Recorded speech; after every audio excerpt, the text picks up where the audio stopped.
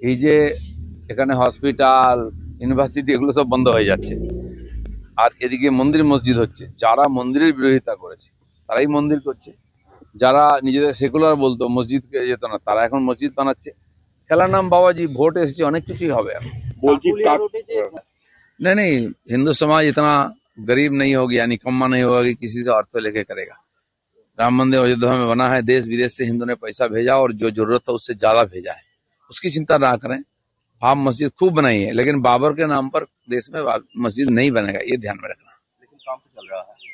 चलने दीजिए, वो तो आपने आप कोई सोचे तो बाबर का नाम पर तो बनाएगा, तो हुमायूं ही ना बनाएगा। लेकिन इसका मतलब ये नहीं कि आप हुमायूं हो गए तो बाबर के नाम पर आप बना के यहाँ चला लेंगे। यहाँ की समाज नहीं मानेगा। बहुत प्रयास हुआ है, सफल नहीं होगा। कल बांग्लादेश के इलेक्शन में 10 व्यक्ति का मौत हुआ।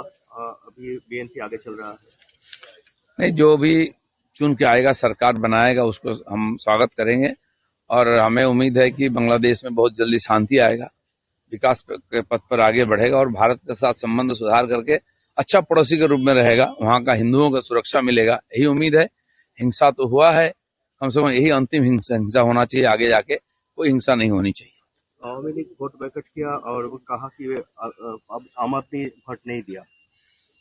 वो तो अंदरूनी मामला। ये बात सही है कि आम आदमी जो पार्टी सत्ता में था, आवामी लीग, उसको निकाल करके जो वोट हुआ है, ये कितना सही गलत है वहां के लोग तय करेंगे। পশ্চিমবাংলায় এসআইআর কে যেভাবে পাবলিকের সামনে তুলে ধরেছে টিএমসি সরকার, একটা বিরাট বড় বিপদ হিসাবে, আর নিজেরা নন কোঅপারেট করছে, এটা চ্যালেঞ্জিং নির্বাচন কমিশনের সামনে সময় শেষ করাটা।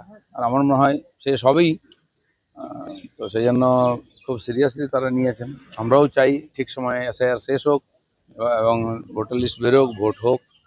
ভিন রাজ্যে ফের পরিযায়ী শ্রমিকের মৃত্যু এবং পুনেতে ক্ষতবিক্ষত দেহ উদ্ধার। বাংলা বলায় ভিন রাজ্যে কোন প্রশ্ন তৃণমূলের, আজ পুরুলিয়া বা মৃতে বাড়ি যাচ্ছেন। বাংলা বলায় খুন হয়েছে, মমতা ব্যানার্জি ও তার পার্টি কি করে জানলো? কি বলেছে, কি করেছে জানা আছে? আজ 50 লক্ষ লোক বাংলার বাইরে আছে, তার মধ্যে কয়েক লক্ষ বাংলাদেশি লোক পশ্চিমবঙ্গ হয়ে চলে গেছে। এখানে আধার কার্ড, রেশন কার্ড ওনারা তাকে বাঙালি সাজাচ্ছেন, তারা আসলে বাংলাদেশি আর বাঙালিকে এক জায়গায় না যেন করেন।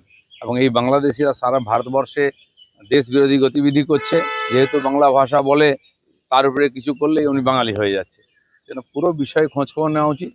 আর যেই হোক, কোনো মানুষকে খুন করার অধিকার কারো নেই, তার ব্যবস্থা নিশ্চয়ই ওখানকার সরকার নেবে। অভিষেক বন্দ্যোপাধ্যায় আজকে মৃতে বাড়ি যাচ্ছে। ঠিক আছে, বাড়ি যাওয়ার জন্য কি আছে, এপ্রিলের পরে তো বাড়িই যেতে হবে পুরোপুরি।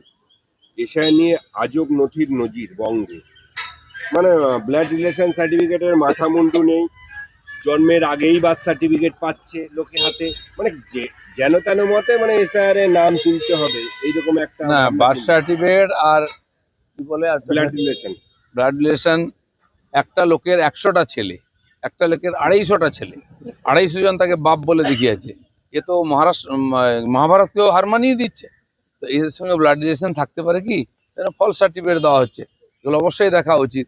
এবং ডোমিসাইল সার্টিফিকেট, এখানে কি বলে আপনার সল্টলেকের এসডিও অফিস থেকে টিএমসির নেতারা বসে বসে ওখান থেকে জারি করেছে ডোমিসাইল সার্টিফিকেট জোর করে। এটা বড় স্ক্যাম একটা, আমাদের কাছে খবর আছে। এটাও সরকারকে দেখা উচিত, ইলেকশন কমিশনের দেখা উচিত। জোর করে নেওয়া হচ্ছে। যেমন বার্থ সার্টিফিকেট আগে কর্পোরেশন অফিস থেকে ব্যাকডেটে ইস্যু হয়েছে, এখনো হচ্ছে।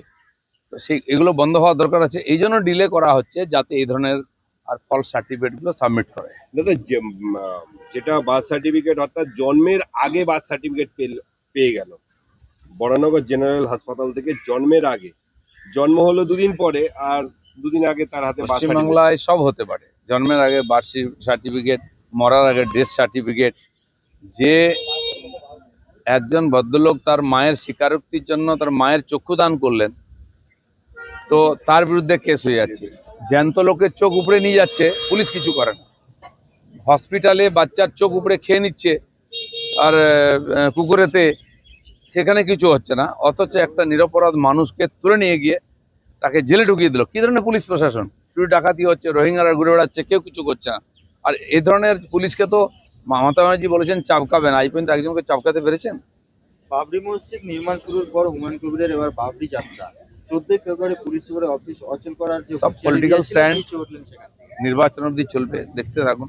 তো সুপ্রিম কোর্টের নির্দেশের পর হুমকির মুখে মাইক্রো অবজারভাররা, আর হুমকি দিচ্ছেন কারা? খোদ ভিডিও ভাঙড়ের এসডিও বারুইপুর, তারা হুমকি দিচ্ছেন।